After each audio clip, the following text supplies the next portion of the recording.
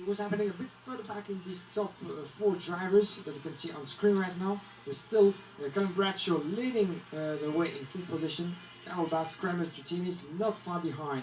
Then we have a gap between the top four and those four drivers in the top four of more than 3 seconds. Tymon van der Helm, who most likely will be securing his fourth place just behind Johnny Hedger, Anna Senka and Travis Anuto. This is top four in the wrong order, and once again we can hear very clearly from our speaker box. Yeah, that sounds very bad indeed. That kind of noise.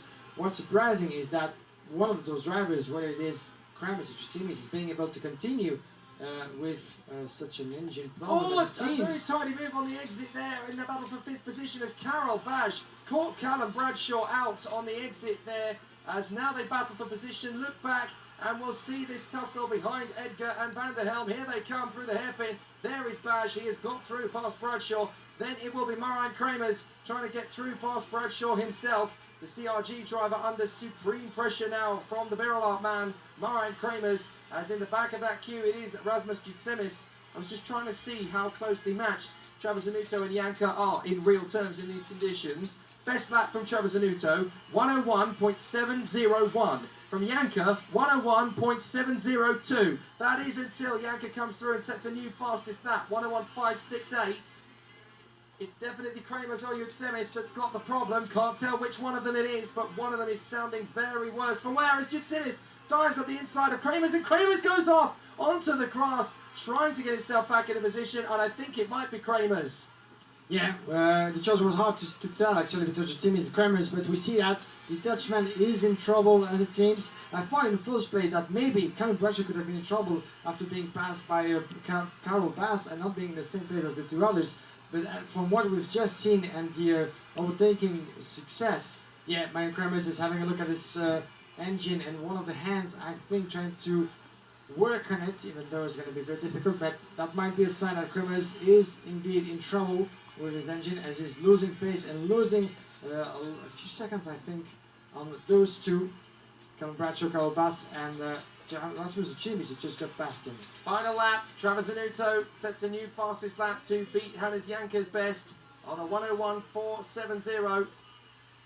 There's the confirmation. Kremers is on his own and we heard him go past, so unfortunately yet again more mechanical difficulties for Marijn Kremers. He might still be able to get it home in 8th position as we watch the 87 of Oscar Hedqvist, the local man who is about to be lapped.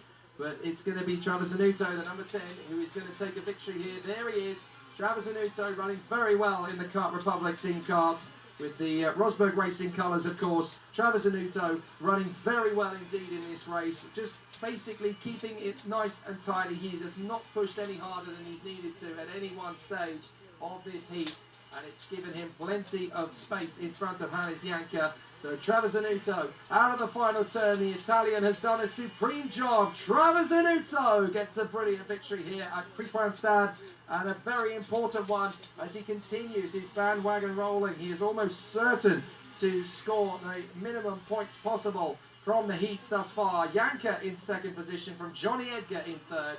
Tymon van der Helm is in front of the former world champion Carol Bash. The former Academy Trophy champion from 2 years ago, Callum Bradshaw, is 6th place in front of Rasmus Joutsimies, and Marijn Kremers does come home in 8th, despite his mechanical maladies, with Jean Kovac and Ben Tornqvist in the top 10.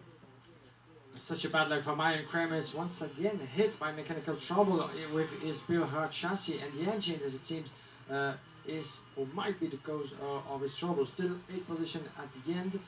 Definitely not the weekend so far that he had expected. Marijn Kremers, after being caught in an incident 2 weeks back for the World Championship final of the KZ category, after a podium in Lonato for the final round of the European Championship. Definitely not the end of the season that Marijn Kremers had hoped for, but still, considering his previous result, 3rd being his best result, but the 23rd and the 12th position in the other heats, heading to that 8th position, that's going to be certainly difficult for the Flying Dutchman.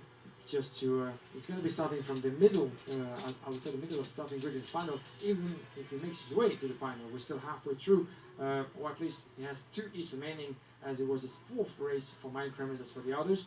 But he has 2 races to go, just to try to make up the ground that he had lost so far due to his trouble We're not there yet, but fingers crossed for Mine Kramers, because it's not fair to be, hit by so much technical problem in the same weekend. So there might be something wrong. Maybe it's worth asking a question about what just happened on track as we did yesterday.